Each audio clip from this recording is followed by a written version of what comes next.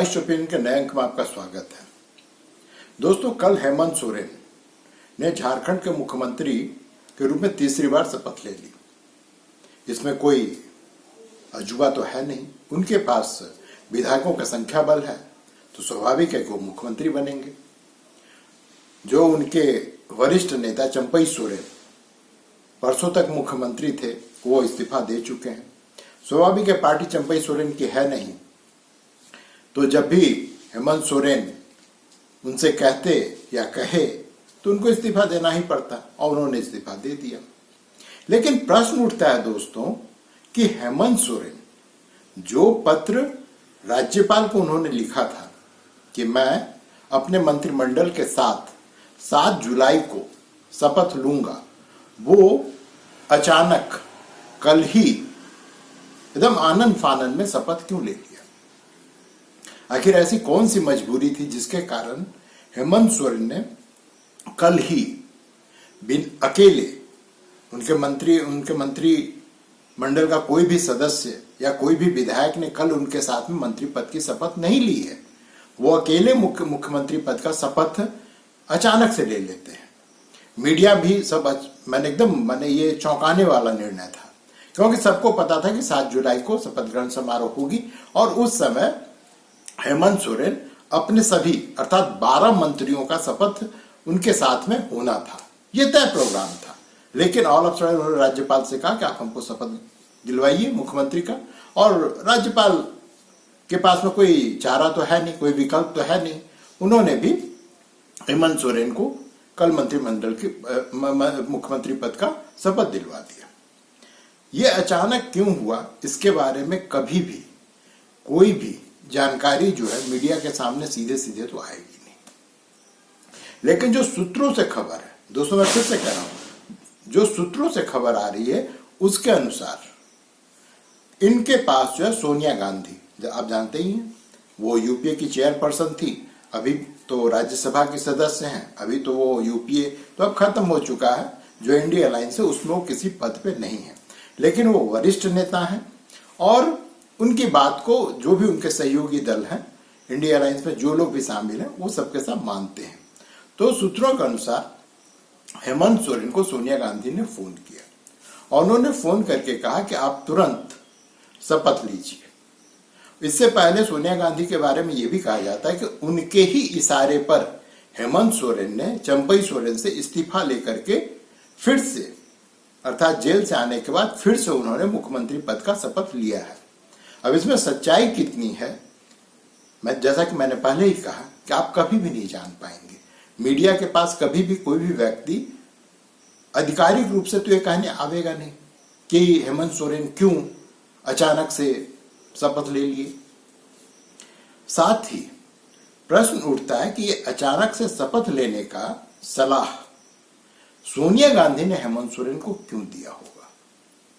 दोस्तों, केजरीवाल ने एक नजीर भारतीय राजनीति में खड़ा कर दिया है। वो एक उदाहरण है कि लोक लाज राजनीति में बची नहीं है। अब लोक लाज के लिए राजनीति में कोई स्थान नहीं है। पहले जो ही कोई व्यक्ति चार्जशीट उसके खिलाफ दाखिल होती थी या उसे गिरफ्तार किया जाता था, तो वो अपने मंत्री पद से या मुख्यमंत्री हो या जो भी जिस भी संवैधानिक पद पे उससे इस्तीफा दे दिया जाता था, और ये उससे उम्मीद की जाती थी कि वो इस्तीफा देगा। लेकिन केजरीवाल ने भारतीय राजनीति को पूर्ण रूप से बदल दिया है। अब यहाँ पे ये ट्रेंड चल पड़ा है कि अगर हम गिरफ्तार भी होते हैं तो हम जेल से शासन चलाएंगे, जैसा कि केजरीवाल कर रहे हैं। केजरीवाल जेल में हैं, तिहाड़ में पड़े हुए हैं, और वो उन्होंने मुख्यमंत्री पद से इस्तीफा नहीं दिया है, और वो निकट भविष्य में जब तक उनको वहां का दिल्ली का एलजी लेफ्टिनेंट गवर्नर उनको जब तक बाध्य नहीं करेगा इस्तीफा देने के लिए, तब तक वो व्यक्ति इस्तीफा देने वाला नहीं है। और अब भारत में जितने भी राज्य सरकारें हैं, जो मुख्यमंत्री हैं, विशेष करके जो विपक्षी दलों के मुख्यमंत्री हैं, वो सबने ये ठान लिया है कि अगर उनको गिरफ्तार भी किया जाएगा तो भी वो अब मुख्यमंत्री पद से इस्तीफा नहीं देंगे। क्यों नहीं देंगे? इसके लिए भी केजरीवाल ने इन लोगों के लिए एक बहुत ही अच्छा तर्क गढ़ दिया है। तर्क ये है दोस्तों कि हमें फंसाया जा रहा है, हमें षड्यंत्र के तहत जेल में डाला जा रहा है, इसलिए हम जो है अपने पद से इस्तीफा नहीं देंगे।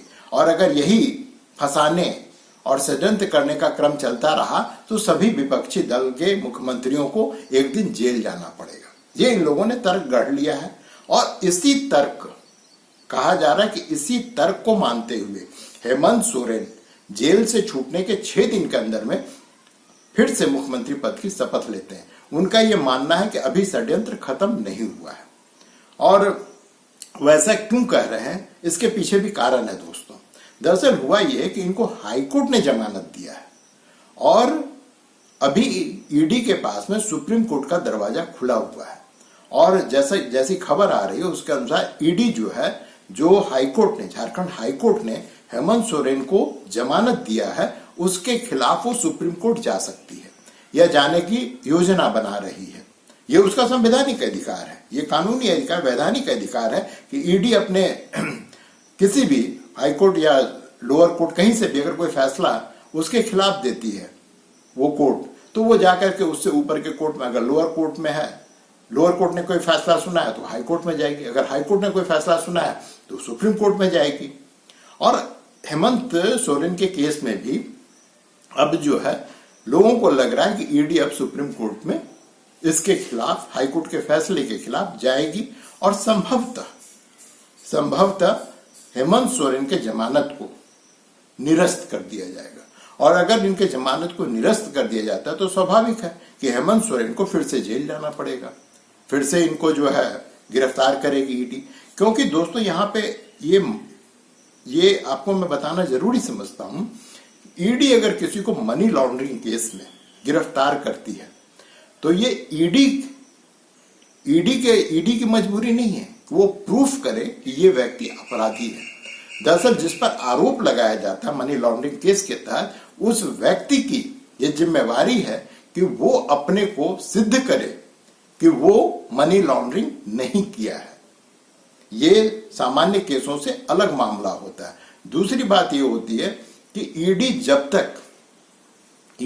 तक कोर्ट को ये ना कह दे कि हमें अब इस व्यक्ति की जरूरत नहीं है, तब तक उसको जमानत मिलना कमोबेश नेक्स्ट टू इम्पॉसिबल है।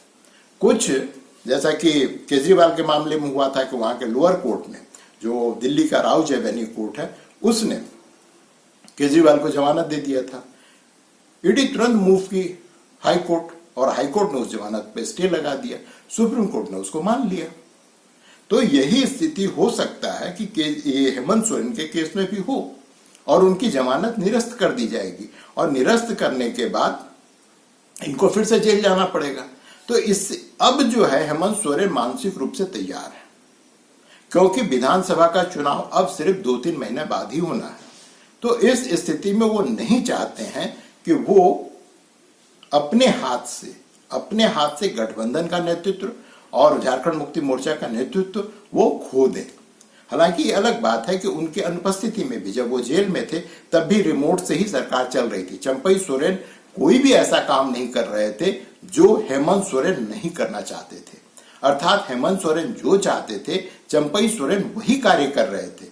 और जहां तक पूरे झारखंड में प्रचार का सवाल है, तो उनकी पत्नी कल्पना सोरेन इसको बड़ी चतुराई से और बड़ी कुशलता से कर रही थी। तो इनको कोई हेमंत सोरेन रहे या ना रहे, वो जेल में रहे या जेल के बाहर रहे, कोई प्रभाव झारखंड मुक्ति मोर्चा पर नहीं पड़ रहा था। लेकिन इस बार वो इससे आगे बढ़कर हेमंत सोरेन को अगर आप गिरफ्तार भी अगर ईडी कर लेती है, उनको जेल भी जाना पड़ता है, तो आप लिख करके रख लीजिए दोस्तों, अब वो इस्तीफा देने वाले नहीं है।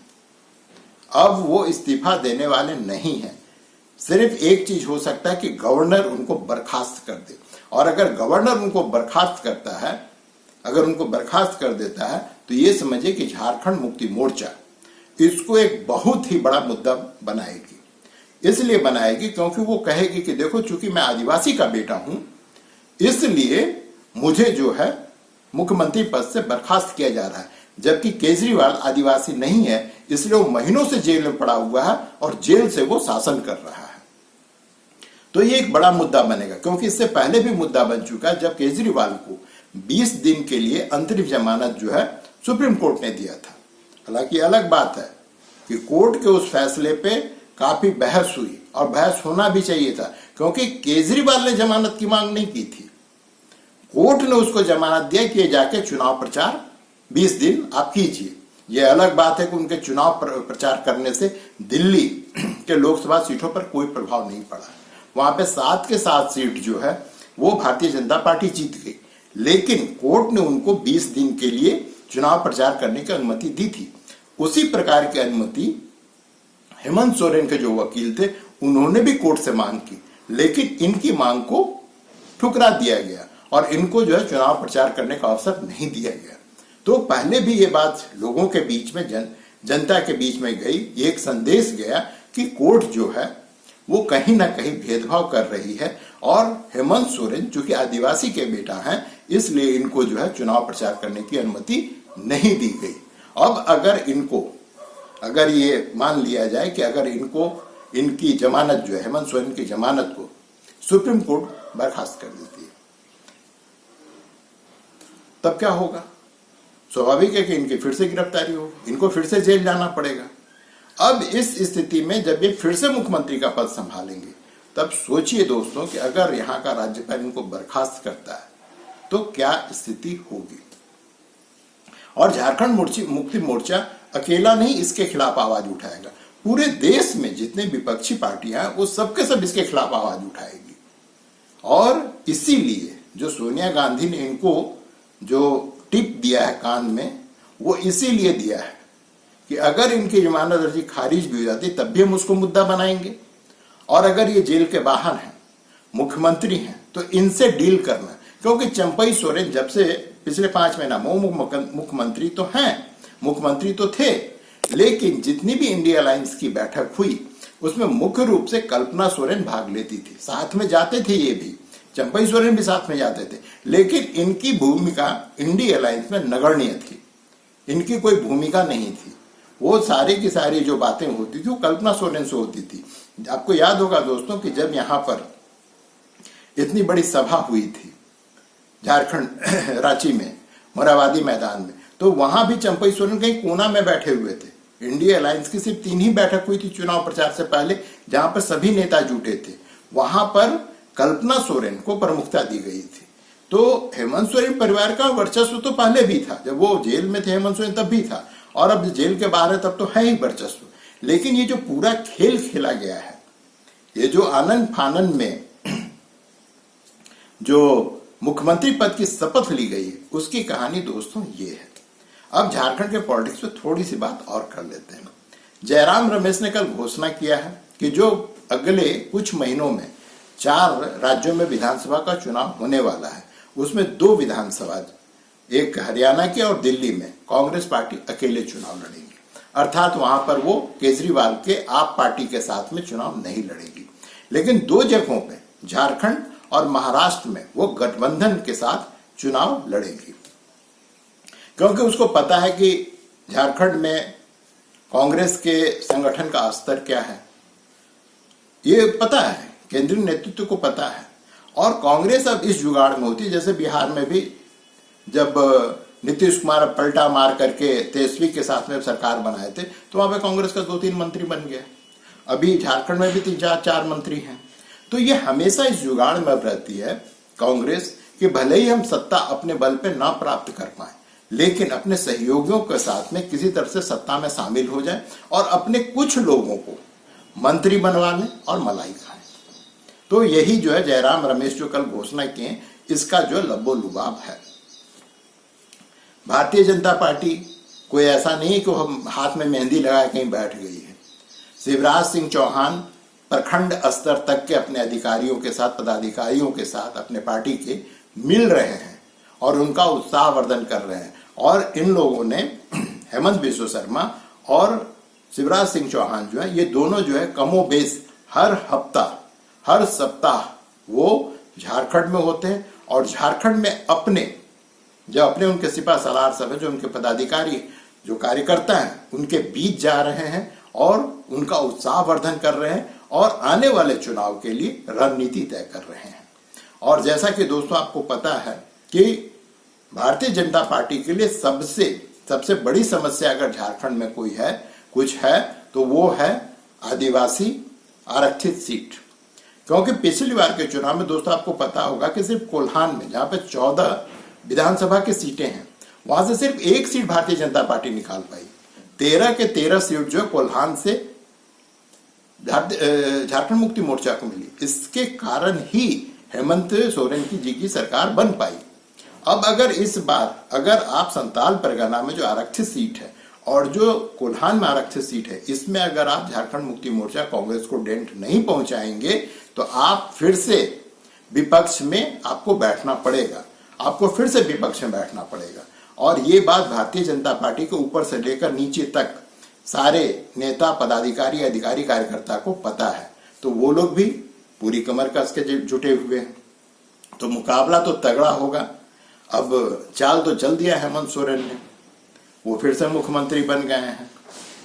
7 तारीख को संभवतः जो है इनके मंत्रिमंडल के अन्य सदस्यों का, अन्य मंत्रियों का शपथ ग्रहण होगा।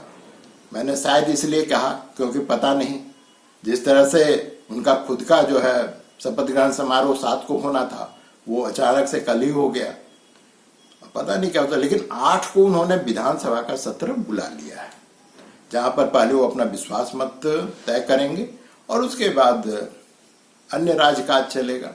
तो देखिए, जब कुछ होगा दोस्तों तो फिर आप लोगों से मुलाकात होगी। तब तक के लिए आज्ञा दीजिए। नमस्कार।